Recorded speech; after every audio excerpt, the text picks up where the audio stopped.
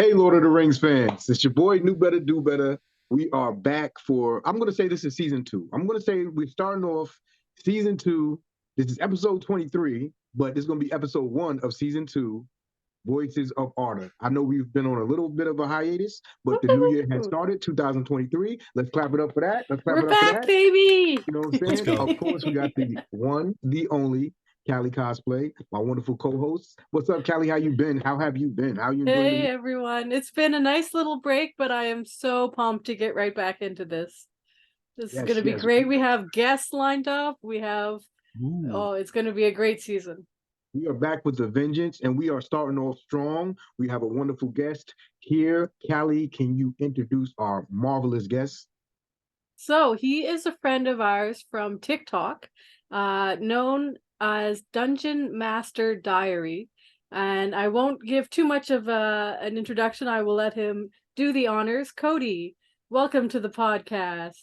What's up, everybody? I'm very excited to be here. I was actually really nervous because I've been following both of you guys for a really long time, but I'm stoked to be here. And fantasy maps is like a passion of mine. But I'm Cody James King, Dungeon Master's Diary. I've been doing fantasy maps for about 6 years now, off and on. I've done tabletop RPG maps, maps for novels, projects for authors, and also custom commissions. It's sort of like a thing that I've been like looking into and studying and fell in love with all the way back my freshman year in high school when I was watching Lord of the Rings come out, like that sort of thing. So I was really, really like married to that idea, and I waited all the way until about 5 years ago to sort of really get started in that area. But it's been a huge passion of mine, and I'm excited to share it with you all. That is awesome, man. That is awesome. Like Kali does at this time, where can everyone find you? Let us know your socials and how to get in contact with you or to follow your map endeavors. Yeah, so everything is the same. Dungeon Masters Diary. It's on Instagram, TikTok, YouTube, Twitch, etc. All the platforms that you can think of. It's the same username. Nice, you And managed to do that. Excellent. That yeah, is super awesome. super easy. All right, so I'm extra cheesy today, right now. So if you see me smiling, it's a wonderful way to start this season off because Callie knows I am obsessed with the maps of Tolkien. I love the maps. I think that is the perfect way to start off the books, to understand the books, whether it be the Hobbit, the Lord of the Rings, or the Silmarillion. Tolkien said the best way to understand it, you start with the map, and that's exactly what he did.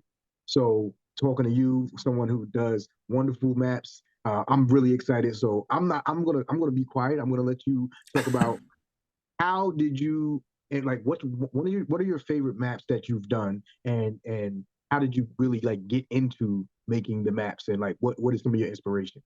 Yeah, Before we oh get to good. New Better's question, I have a question, and it's much more important than New Better's question Oh, okay. right Wow. now. Excuse me. So we have to answer it. What do maps and fish have in common? Something Hmm. about scales. Yes, they Something I both don't about have know. scales. scales. Okay, what do the Okay. Loch Ness Monster and a map key have in common? Uh, Both are legends. Okay. Okay. That's Okay. amazing. Speaking of cheesiness, this is so good. so yeah, it's I know she warned you, but nothing can really prepare you for how corny her jokes really are. I feel So older now that now. that's done, I feel like it aged me. thank you. Both of us have gray hair. I'm Thank you. so pleased. I'm so pleased with that. Excellent. All right, we can move along now. I'm happy. So in response to your question, if I feel a little like frazzled, I'm still reeling from the joke of the legend joke and the scales joke. They're so good. To be completely honest, I loved maps. Like I play in video games and watching movies and reading books. The maps were always one of my favorite parts. And I didn't know that I had any artistic inclination until like 5 or 6 years ago when I sat down to start trying to draw them. So I'm a late bloomer as far as like discovering art as like a medium of expression. Mhm. But somebody once told me, an English teacher of mine that was talking to us about why we should read The Hobbit and Lord of the Rings, and she was talking about all the cool characters. And this is around the time the movies were coming out. I was a freshman in 2001, graduated in 2005, so I got to experience all of like the movies releases, like in high school, like a really formative time, right, for Lord of the Rings. And we were talking about the Fellowship, and she goes, "There's 11 members of the Fellowship." And I was like, "I think there's 9. Like I saw the movie. You're crazy. There's 9." And she looked at me stone cold. Her name's Miss Harrington, and she goes, "Bill the pony and the map." And I was like, "What? That's not in the movie. Like, what are you talking about?" And later on, as time went on and I reached some sort of like social media success, I reached back out to her and I was talking to her and I was like, "I know what you're talking about now." And she was like, "What do you mean?" Like, that's how I opened the conversation. She was like, because it's like 20 years ago, she's like, "The map, but I get what you mean. Like, it's a tactile, physical thing they're carrying with them that we get to look at in the book." So like we open the book, we see the map, but those people, those 9 individuals plus the pony, are able to do the same thing. This is something tactile that I'm holding, that they're also holding. And when this, fellowship fragments, you can assume that either all of them have a map and or have touched a map, and it brings us into that world physically in a tactile way. Yeah. And she was like, "Yeah, that's exactly what I meant." And it was a really cool moment to share with somebody that was like formative for me, like learning about fantasy and how to like engross myself in it. Yeah, that was one of the things that I grew up and I was fortunate enough to get by myself. It just clicked with me, but I would notice that other people who had trouble understanding, they wouldn't get certain things. They'd be like, "Oh, this doesn't make sense," or "Where are they going?" Or and I'm like, "Yo, there's literally a map in the front of Yeah. the book. There's a map to it." I said, "Yo, if you read the book and just go back and look at the map, you'll be like, oh, everything will make so much more sense because he's very descriptive about where they're going, how they're getting there, why they can't do certain things, and everything. And all you got to do is look at the map, and And it you're makes like, wow, sense. it makes sense. Uh, Sense of urgency, much more. Sense of realism, like you really like, wow, these people are traveling. This isn't just, oh, we went, they say, oh, we traveled 90 days this way or whatever the case may have you. But when you look at the map, you're like, wow, this is crazy. Like there Yeah. really is a gap here between these, and they can't go there. They can't go through this gap. They have Nope. to go over the mountains or under the mountains. I see what they're talking about now. Like, wow. And I know from The Hobbit, they can't go to the north. It's like kind of tumultuous right now. So like it's a whole bunch of stuff that if you just pay attention to the maps, you'll really get, and like you'll appreciate it so much more.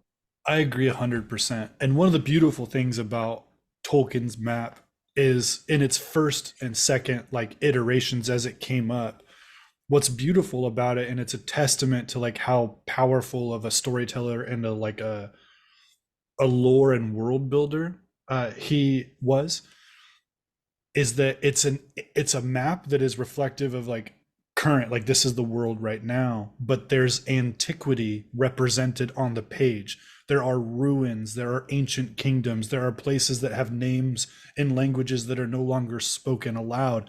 So when you look at a map today, like you and I open up a map of the world, we're going to see the names of cities that are hundreds, if not thousands of years old. We're going to see places and regions like between the Tigris and the Euphrates where civilization was born, that we can, if we're inferring a little bit anthropologically, like we're going to see this map is like a lived in world, right?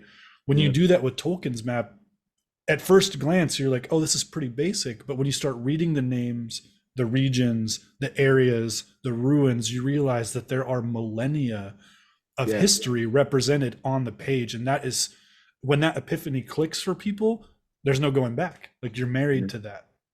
I think you're exactly 100% right. So one of the classes I'll be doing soon, teaching Lord of the Rings classes is if you look at the Tolkien map and you look at the Middle Earth map and you're like, okay, yeah, this is Hobbiton, and you kind of hyper focus onto Hobbiton and you're like, okay, they go to Bree and then they go to Rivendell. You very rarely take a step back, pull away from the map, look, and it says the lost realm of Arnor is where Hobbiton is. And then you're like, well, where the hell is Arnor? And then you hear things, little things in the book like they're talking, and you're like, wait, they live there. Like, so when they're traveling through, they're traveling to Bree, and they're traveling from Bree to Weathertop, and then you like hearing about the Forsaken Inn and the broken towers in the road. You start realizing, you start picturing like this is all on the map, and they're literally showing you this used to be a great kingdom of men that is gone, it's lost, and you Yeah. start hearing about it, and you're like, wow, and then the deeper you go into the books, the more the map like shines forward, and you're like, wow, this is crazy. I had no idea. Like this is It's really awesome. it's beautiful, and it's amazing that like you can encapsulate that. And what's really cool about that perspective specifically, like that I love so much, is that it's a real feeling that people have had before with our own maps. And being Tolkien was, from Great Britain, and he spent a lot of time in Europe, that it's actually a really interesting European perspective on looking at ruins of a greater empire. Mhm. And so like when you see someone from like Southwest Germany, France, or Spain, or Romania, and they, from like the 500s on, you would hear stories about the Romans and how they had aqueducts and these giant Yeah, buildings, and the like these small little pocket towns that might go 40, 50, 60 years without seeing representatives from a bigger kingdom that were relatively isolatory. They would have legends and lore about the antiquity, and they wouldn't realize that they were part of a greater, bigger kingdom that may have fallen, and they may not have gotten news. So yeah, there's a really unique and beautiful thing of those hobbits going through and seeing the ruins of a fallen kingdom of men, that is a uniquely translatable experience to a lot of, not, I don't want to say dark age, but like medieval age, like Europeans looking at the ruins of once a great Roman Empire. And there's a lot of really great analog and analogy that follows that. I think it's really cool. yeah. Absolutely, absolutely. So I'm like I said, I'm super super excited to talk to you about the maps. So you were talking about your artistic prowess, and that you kind of recently discovered it. Like, is that something that you ended up saying, okay, I see that I got a little bit of talent here, a lot of talent, and I want to hyper focus on that now and make the maps like extra like perfect, or like you're a perfectionist when it comes to the maps, and you get into the detail, and you try to up your craft, as you go along, even though you started late. Most people that draw, and they start off at a young age, but you said about 5 6 years ago. So is that something where you're like, you know what, I'm going to perfect this, I'm going to make this the best thing possible, and I'm gonna like shine, because you gotta. That's an interesting question, man. So I'm going to tell you, like, in high school, I took a drafting class. So I understood how to draw like in 3 dimensions pretty well. Like I took drafting for 2 years and then didn't do anything after that. So I started drawing these maps. And normally when like somebody sits out to like draw a thing, right? They're like, I want to draw a person. They draw like a whole person, and they look at it and they're like, man, like this whole person looks kind of like Gumby. Like this doesn't look right. Like it looks kind of like Gumby. Like there's like the hands aren't really formative. Those eyes, like they don't look. They're cousins. They're not brothers or sisters. Like those eyes don't belong together. Like it's not working out. And I knew that I did not have the skill set to like draw an entire like map that I wanted to do. So I compartmentalized it. I don't have a necessarily like artistic fluid style of my brain. It's very like angular and like kind of like, I don't know, operational, I guess. So I just focused on individual pieces of the map. I practiced mountains until I liked the way those mountains looked. I practiced Mm, trees until I liked the way that those trees looked. And then I would like do warm-ups. I would sit down and draw a couple mountains, a couple trees, a couple cliffs and forests. And then once I got warmed up, then I would do like what was called like integration. I would like bring them all together.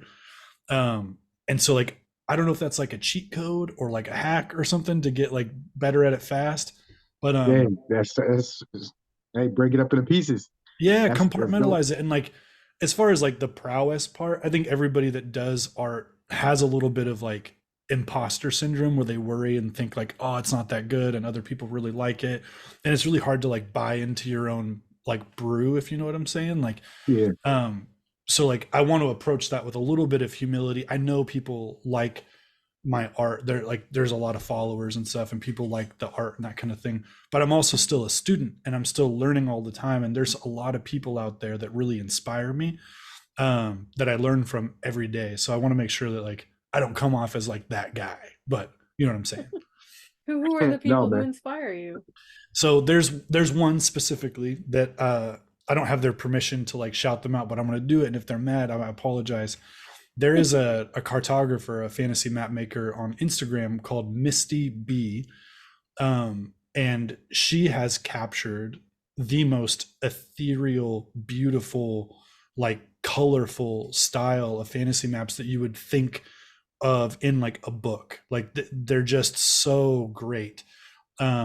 Like things like little like city icons with light rays coming out of it, Mm. beautiful colors and shadows and shading, and like just a really unique art style that's not necessarily something you see every day.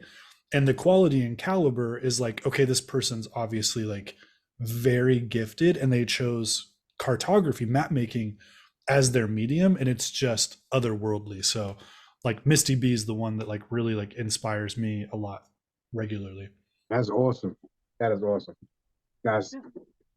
It's always great to Literally, know, like, someone's always inspiring you and you're inspiring us, and like there's always, levels to that. That's really cool. I'm gonna look this person up right now. Yeah, they're super good. Like they do great. They do digital maps most often. They use the Adobe suite, I think, is like their program that they use. But man, it's super great. Let me ask you guys a question. Can I do that? Pick you go right guys ahead.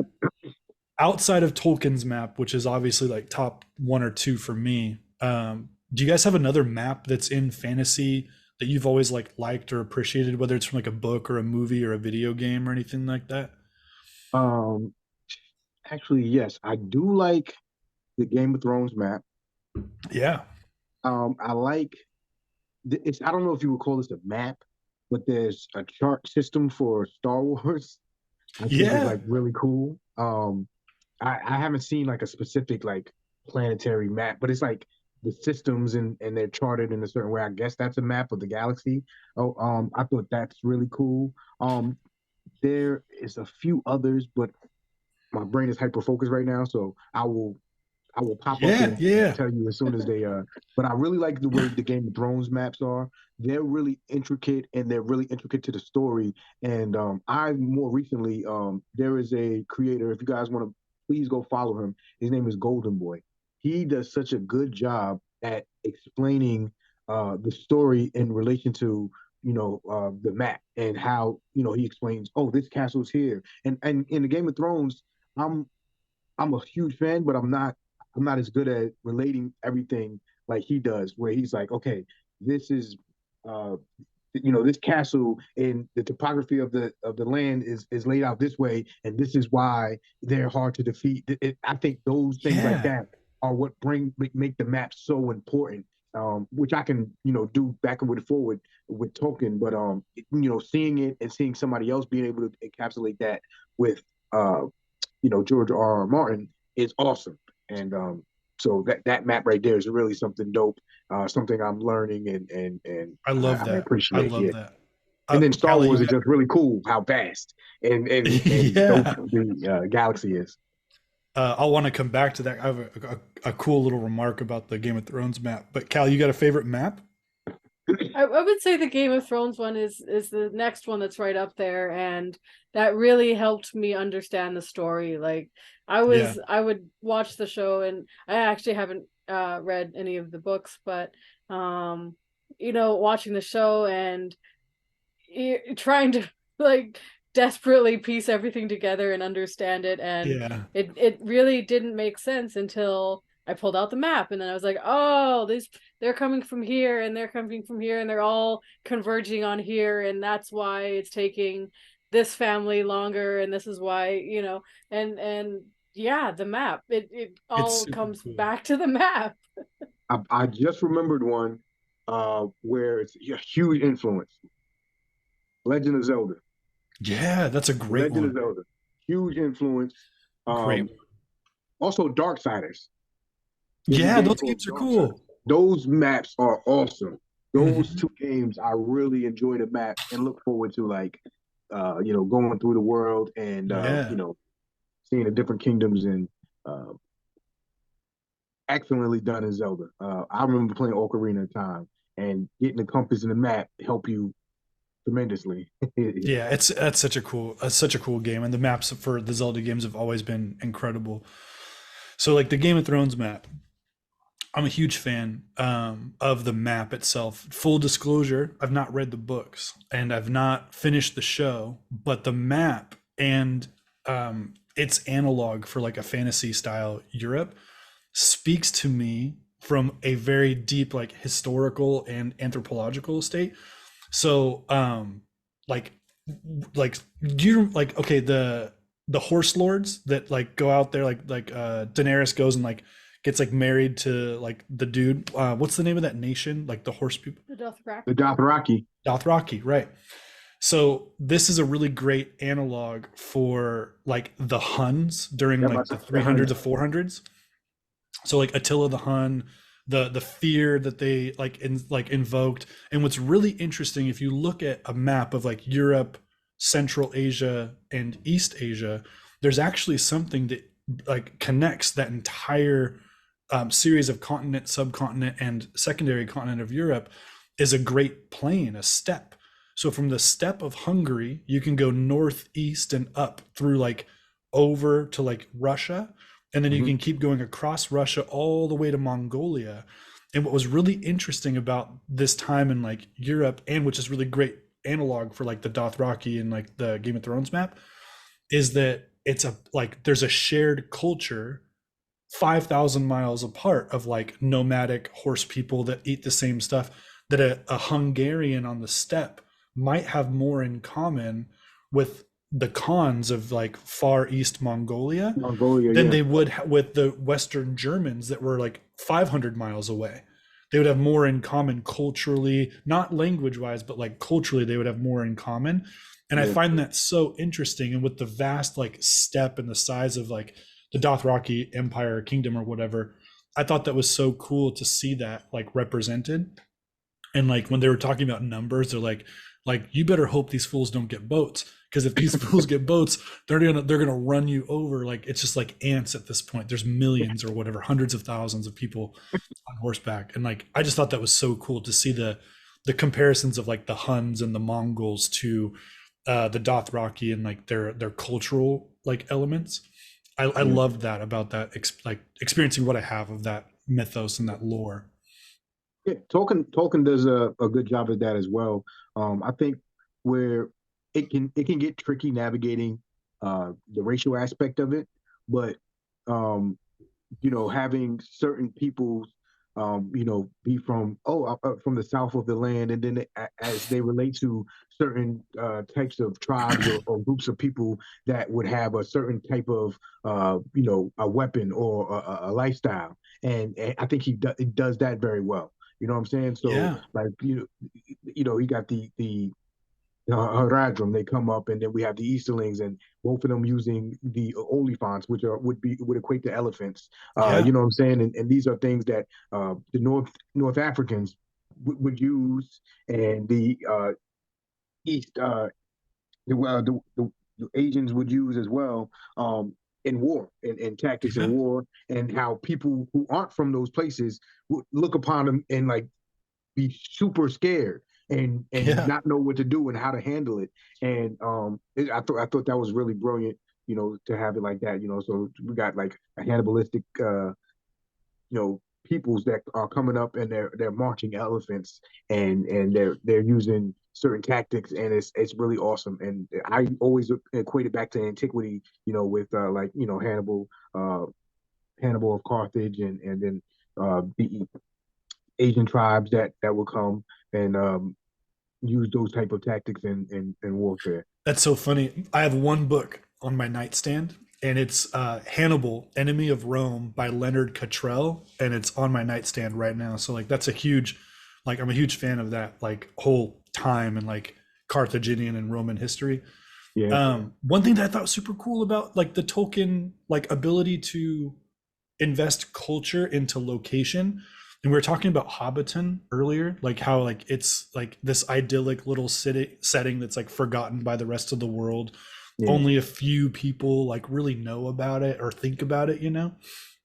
But you think about like the elves in Middle Earth, you have like Mirkwood and you have Rivendell. Think about how beautiful and secluded and elevated and perfect Rivendell is. And you get that through their communication style, their ability to bring people together and plan and execute. And then you go over to the Mirkwood elves and they have a chip on their shoulder and it's just a little bit different. And it has to do with like location. Like, you know what I'm saying? And like where you're at affects your brain, where you're at affects your culture, where you're at affects your thought process. And I don't think that my guy gets enough credit for that. Like we talk about the scope and the beauty of like the Tolkien verse, if you will, Yeah. Middle Earth and like all the things that happen therein. But that nuance of like being in proximity to danger affects you and makes you mistrusting, like being like in Mirkwood versus Rivendell, or the Rangers and like the Last of the Dunedain and all these different people like doing this like really not like thankless job, right? Thankless Like, job, yeah. and like that puts a huge chip on their shoulder. And like, you know, like Aragorn coming from that to take the mantle of like king and like to step into his rightful place, they're probably people that are like, man, what's this like ranger doing? Like he's gonna be like they probably made a lot of assumptions about him once they figured out and pieced all the things together. But it's really cool to see that like in those books, you know, almost, you know, 80 years ago, like 80 years ago, coming to like really represent like where you're from can have an effect on your thought process and the culture that you come from.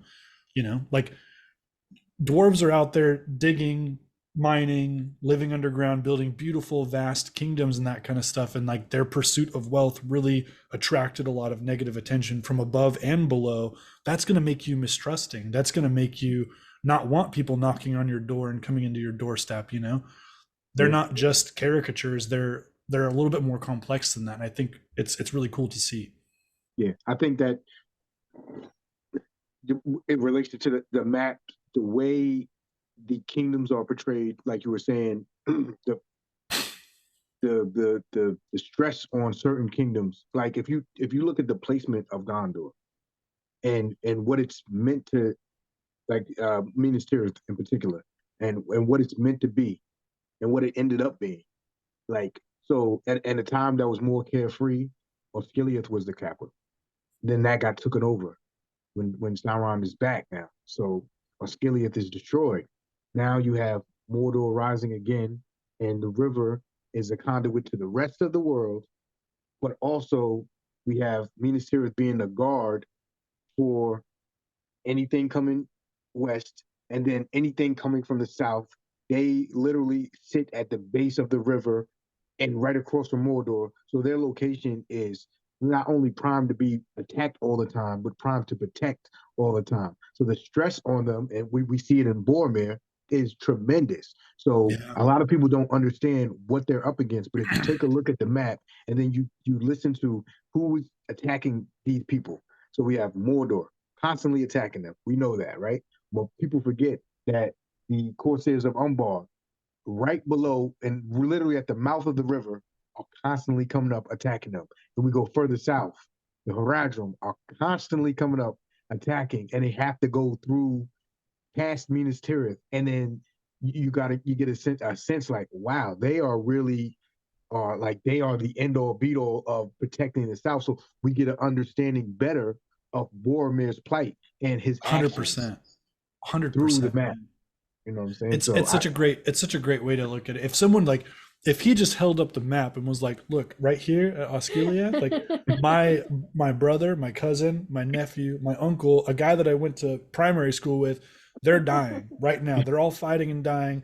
I will have to take care of their kids and their kids because you won't give me this ring. Like his mindset and like the earnestness in which he really wanted to do what he thought was right, or was kind of convinced to think what was right through the influence of the ring, it becomes much more empathetic. And we understand, you know, like the way that they revered him in afterwards, the way that they spoke about him and like held his name in high regard. Um, as somebody that's not like engrossed in it, you might think like, man, like that guy tried to like steal it and gank him. Like, why are they all high on Boromir? But the context they're aware of, Yeah. to some extent, and like, you know, he's an amazing character, an absolute like borderline superhuman, doing incredible things without the blood of the Dunedain, just a true warrior that really wanted to help his people. And I justice for Boromir, bro, like justice for Boromir. It's sad, and like I said, I think that the map on that end will help people understand if they really get it, like what he's up against. And then Agreed. even the side of evil, we take a look at that. We look at Mordor. We look at Mordor and how naturally protected it is. And then think about what's being said, how they feel about it, how they don't want to go there, how they're scared. There's an easier path they could have took into Mordor if they would have went through Minas Morgul. When they're talking at the end in the Return of the King, they decide we can't go through that way. It's dangerous. It's geography is against us. It's dangerous to bring an army through there. We have to go through a single file to pass through that valley. You know what I'm saying? But on Sauron's end, they can just pour out because they can't come in. They can just pour out of there and attack the river. So they have strategically, they're in a great place to leave. And then they have to travel north and they have to go to the Black Gate. And literally the Black Gate is the only other entrance beside the Minas Morgul entrance to go into Mordor. And it's like now we have to take this. We can't not be seen. They're literally the mountains of ash and mountains of shadow literally protect 3 sides of this place. Yeah. And the other side is literally just groups of people that worship Sauron. So we definitely can't go that way. Like, so Right. imagine that, you know what I'm saying? And we take that into account instead of just, oh, Mordor. Like, you're like, wow, if when we go in here, how are we getting out? We're surrounded. There's no food in here. This is crazy to think about it. It really lends well to the fear that Mordor conveys. You know what I'm saying? And when you look at the map and you understand, hey, they can't just do whatever they want. Like in Rohan is very opposite. Rohan has no natural defenses whatsoever. Edoras sits on an open plain on a hill. Literally, it's undefensible. So they literally have to go to Helm's Deep in the corner of a mountain where there is a fort there that is much better to defend themselves. Literally, you could just, the Westfold got burned. Edoras literally could have gotten burned if they didn't, bring all the people to Helm's Deep to where they had to focus on that.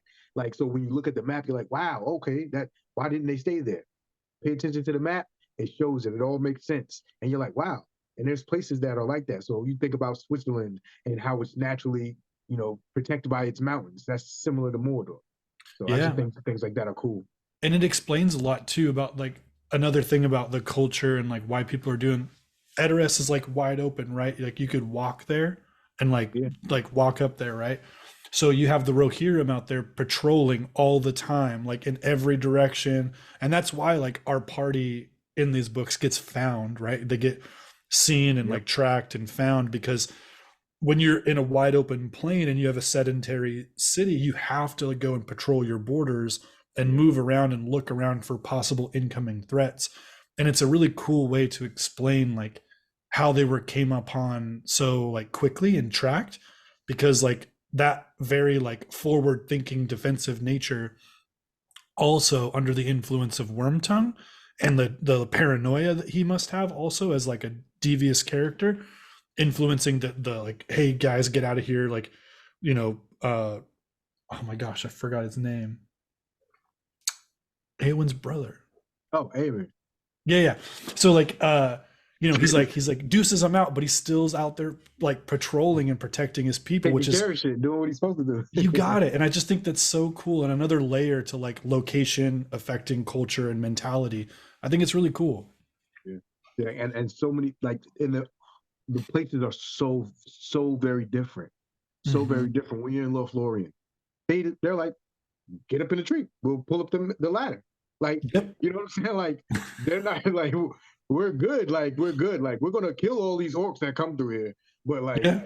just hide up here. They can't. What are they? What are they What are gonna they gonna do? do? It's like they're what are they gonna do? And they're in no position. Like, we are the Galadrim. We are the Galadrim. We are the tree people. Like, if they we're gonna blindfold you when you get into what's known as the knife here. We're gonna blindfold you because our kingdom sits within this basically this triangle of land here, and no, this is a no go. We're gonna have to blindfold you because we can't let you know to be here.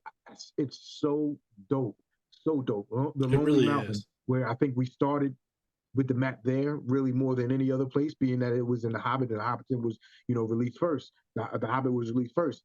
The Lonely Mountain is a lonely mountain sitting by itself. Erebor is a giant mountain on a plain. The desolation is there, and you're like, wow, like they really.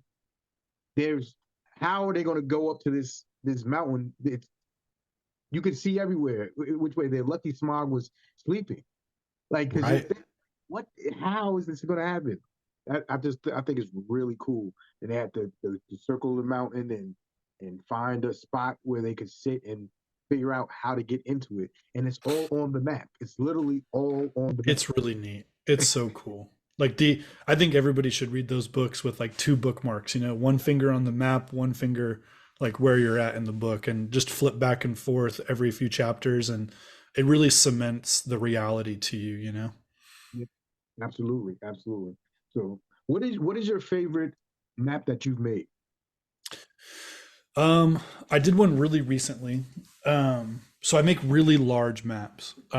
They're like in US imperial measurements, they're 22 inches by 33 inches, Nice. or 56 centimeters by 76 centimeters. So they're really big maps. And I did one for the content creator Kavatica, Charlotte. I made one for them. So what I do now, just so you guys know, I give these away. So like I make these giant maps that take 50 to 60 hours to make. It's my form of content creation. So I live stream like me making the map. Like almost every hour of the drawing is like live streamed. And I do it all in real time, no pencil, just straight pen to paper. It's kind of like my shtick. And the one I just did for Kavatica to Charlotte, I shipped I that love out her, about. by the way. What's She's that? awesome. I said I Yeah, love her, they're by they're the way. really cool. She's awesome. That was my favorite map, and they made a cool video like opening it, but I've made maps for a lot of people that I love deeply. That one was my favorite. It was a split continent, so you had like a big waterway, like a strait between, and you had cities and continents, or cities and cultures, and like all kinds of little things on each side. Lots of like geologic and tectonic representation with like volcanoes and mountains and like cracks in the soil or the ground or whatever, which is really cool. But I've made maps for Charlotte, Don, one of our mutuals, Don Marshall. I've made a map for him. I Oh actually yeah. did Valinor. I did Valinor Oh for him. So like it's because you don't see Wow. maps of that ever. yeah. And so It's like good. I got like rough sketches on the internet from like the Tolkien archives. I was like, man, like there's really not like a decent map of Valinor.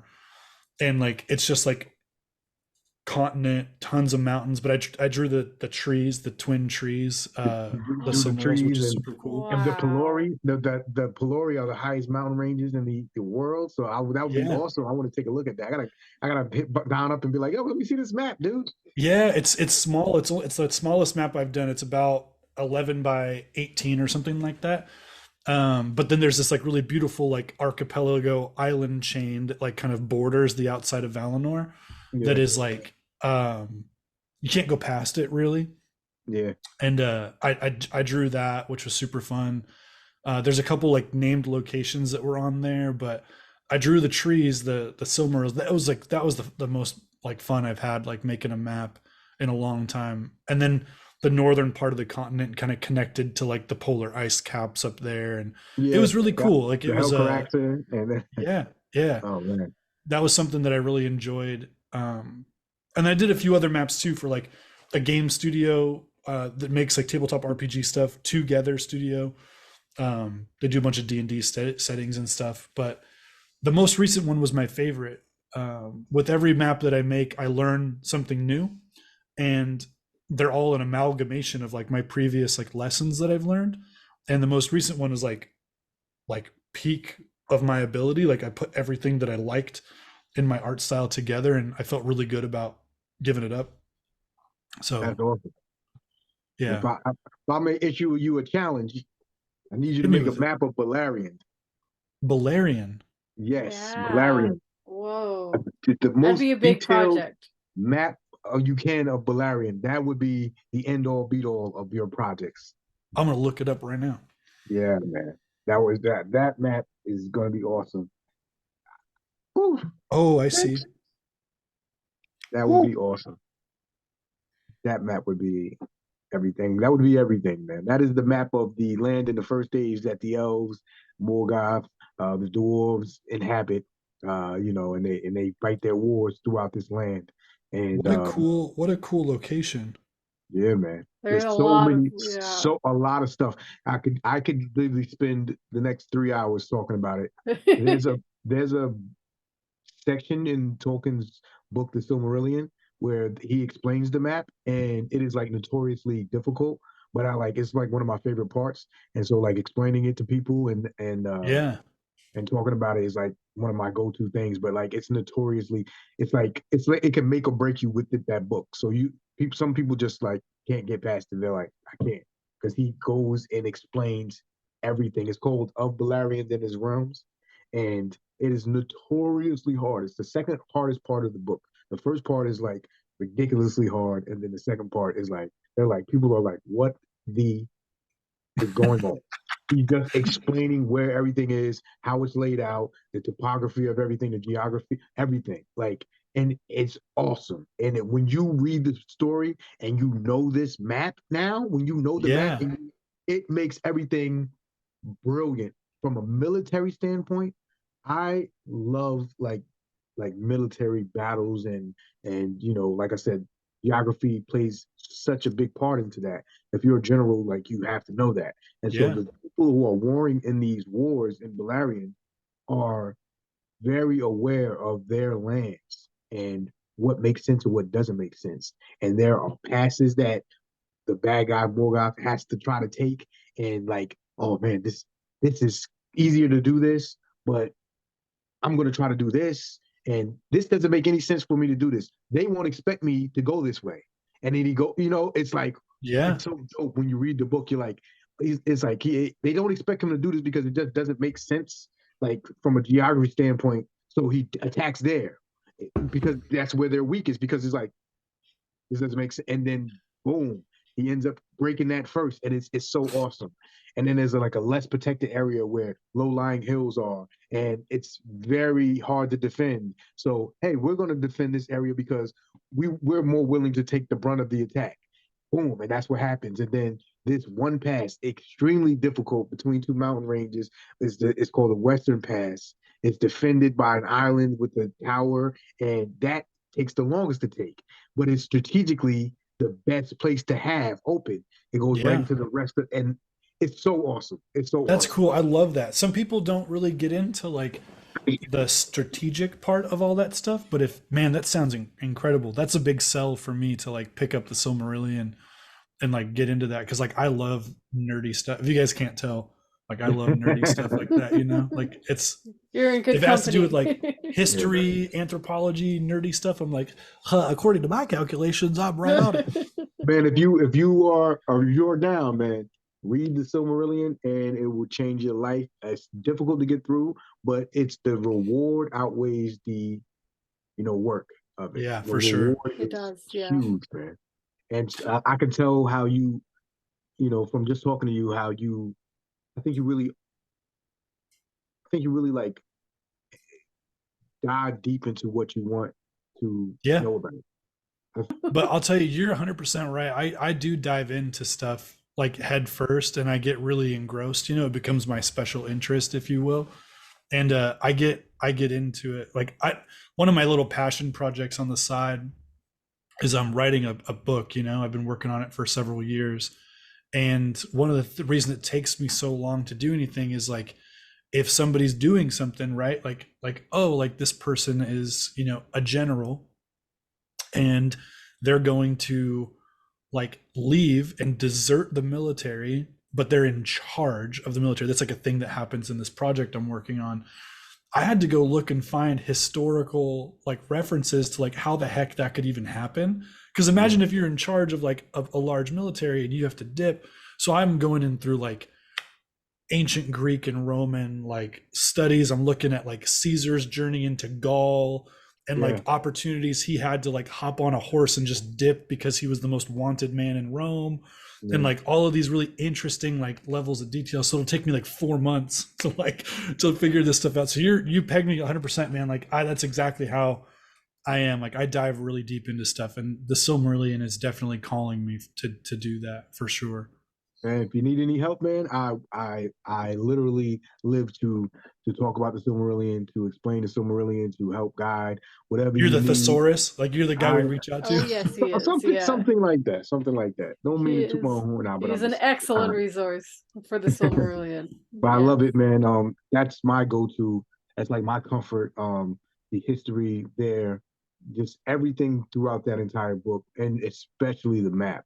Especially the map. Yeah. I get excited in my class. I taught a class on the Silmarillion, a couple classes, and Callie's literally like my TA, and she pulls up the map, and I just go to work, and I'm like explaining the difficult part of it, and awesome. So when I saw how excited you get and how deep you delve into things, like before the podcast, we were talking about Naruto because I saw your shirt and just the excitement, it got me excited, and it makes, this is why I try to get Callie into it, because I'm like, this is why, because you see how excited I am about it, and like I'm like, telling you, 100%. All right, team, we're gonna take a little detour into the Naruto world. That's a great map too. So I want you to know that there's actually a really cool like full world map of Naruto, absolutely. And it's color coded to like the villages and like what like, you know, people groups there are. And what's cool about it is that it's not like a map of like the world. It's a map of like shinobi influence, like what villages have like dominion. So there's a whole other layer underneath the Naruto map of like the other side of society that people are existing in that has nothing to do with like the shinobi world, right? But there's like, it's all color coded. So I'm a huge fan of that. But we collectively need to empathetically, kindly, and supportively bully Callie into watching all of Naruto. like bully with a lowercase b. Like it's like we love you, we care about you, but like this is gonna happen. Like you gotta do it. Like that's because like it's. Oh my gosh! Both of you are on the mission now. So KnewBetta, myself, and about 1 billion other people, maybe 1 billion, like all agree it's one of the greatest stories ever told.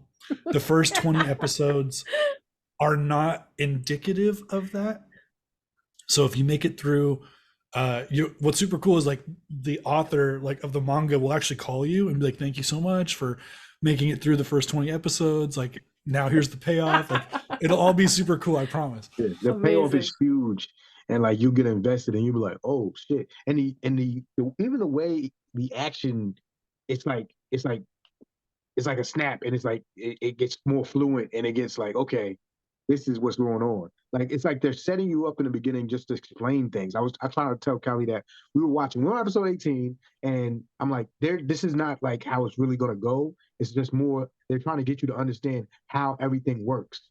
Like, hey, this is chakra. Hey, this is the villages, and this is what they do. These are the Kage, and you know what I'm saying? Like, basically, like it slows you down to give you a lot of exposition of what's going on, because you wouldn't know. It's like, hey, to release this chakra and to do these things, they do hand seals and hand signs, and it's awesome.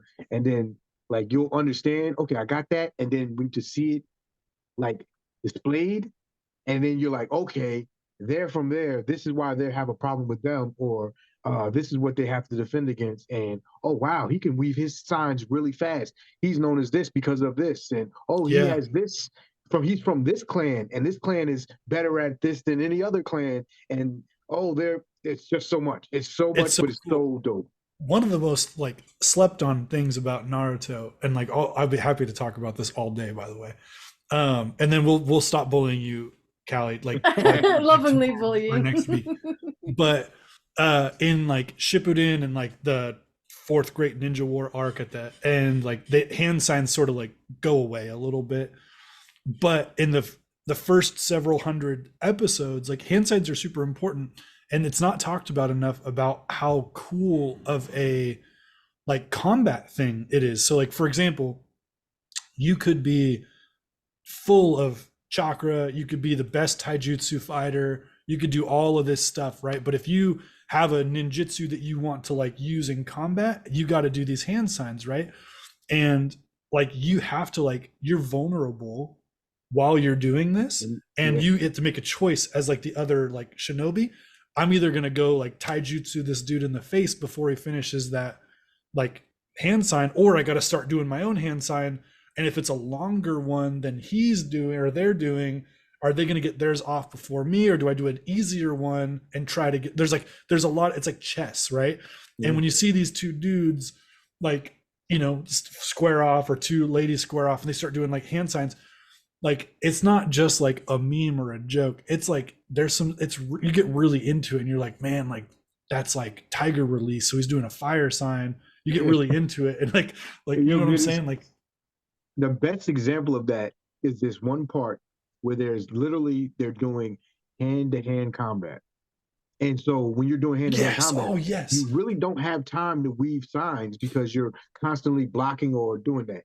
And this one character uses the other person's hand to complete their signs and do it. And it is amazing. It's so cool. It is so cool. And they're like, scrapping, and then as they're like swinging, he like opens his knuckles, locks his hand, forms the sign, and it's like the other guy's like, like, oh no, he's using my hand to complete the sign, like, because it's so dope. It's so dope. Yeah, I can't wait. There's no greater disrespect ever on the battlefield. Is like violation. It's like, you violated, bro. It's like getting dunked on, and then he helps you up. Like, are you okay, homie? Like, are you good? Like no, it's not. I'm not okay. My mom saw that. Like, it's not okay. Like, it's so bad. Like, oh, I'm such a, I love it. It's so cool. And it's they cover everything. There's a character. So there's a point in the story where there's a character who you're looking at and you're like, how is he guarding or like managing these other characters who are like literally the strongest characters in the story at this point? How is he the person who's mitigating this whole thing? And then you come to find out he's so good at his job, it's said that he can run up on you and stop you from weaving signs, like by what he does. So you see, that's why they have him. That's why they have him being the person who's like mitigating this whole situation, this thing, because he's known to like stop you from weaving signs. So like he would be able to like keep them at bay for a little bit. You know what I'm saying? Locked down, like, keep them on lockdown. That's really thoughtful. My favorite, I won't ruin it for Callie, but like when homeboy Madara like summons the comet and he uses like, you know what I'm saying, like, because you got to do 3 hand signs simultaneously, and they're like, oh, that jutsu is not possible, obviously, because it takes 3 hand signs. You got to either do like shadow clones or something. My man flexed like big time, and like I'm telling you, like the payoff is incredible. Incredible. Yep. So I'll probably set a calendar reminder for like every 4 or 5 like minutes to like ask you how far you are into Naruto. Is that oh my gosh, now I'll have both of you checking in on me. I'll be on, but I've let her, like the last 2 weeks, I've let her do what she's doing, no pressure. But now I'm going to be back. I'm turning the pressure back on. Let's go, baby. Let's go. Let's make it happen. So let's segue back into get back into Tolkien. Yeah, absolutely. Do you have a question for our guest?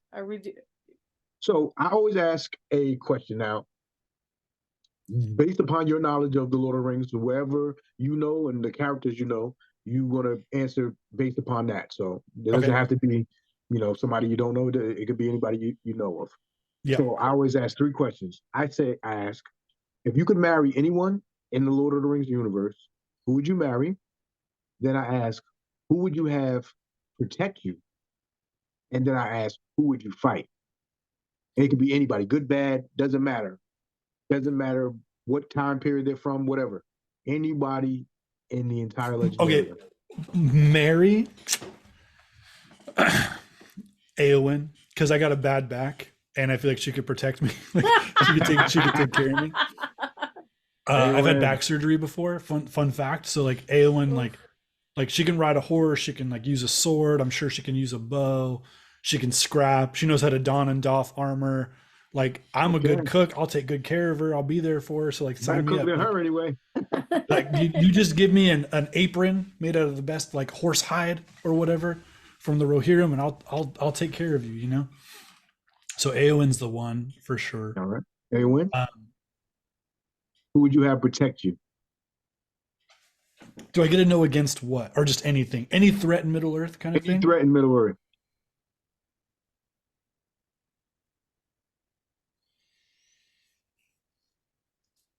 Morgoth.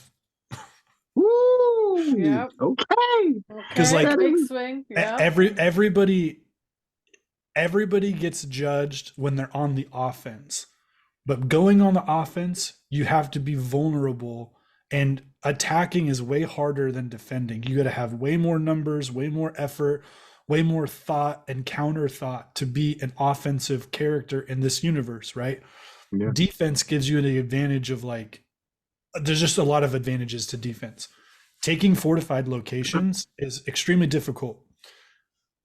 And if man's got a physical body with like armor and like he's ready to go, like there's like, yeah, so like me and Eowyn, like we're just like our bodyguard's Morgoth. Like that's who I'm picking to protect me. That's solid. Nice, man. Yeah. Nice. Because he's 1v1ing pretty much anybody in my opinion. Unless it's absolutely. Like Eru Iluvatar or whatever, you know. Except for Tokus. He can't 1v1 Tokus. Nope. Yeah, exactly. Tokus, yes. Yeah, and exactly. Yeah, that's a good. And then like, I bet another popular pick would be Bombadil, like Tom Bombadil, like to protect. Oh my God, there's so much Tom Bombadil love that's out there, and I hate him so much. There's a light. That was my first like thought because like it's a meme, you know. It's like the meme of Lord of the Rings, you know, but also like Morgoth, like dude can scrap. What was the third question? And the last one was, who would you fight? Wormtongue. Excellent choice. Yep. Because like punch him right in his smug little face. I'm waiting till like I'm doing him dirty too. Like I'm waiting till he's like real sleepy and he starts to yawn. Like he's like, and his mouth's open. I'm gonna slap him right in the jaw when his mouth's open. Put him to sleep. Yo, I hate that guy, man. He makes you really like uncomfortable in the movie. They did a good job of making. He's like, yeah, this guy, man. And in the book, he's like that too, where it's like, this guy's a slime ball, man. He's I hate green, dude. He's greasy. Like he's just not good. You know the thing where like people that are trying to like throw hands, they get like real close to each other.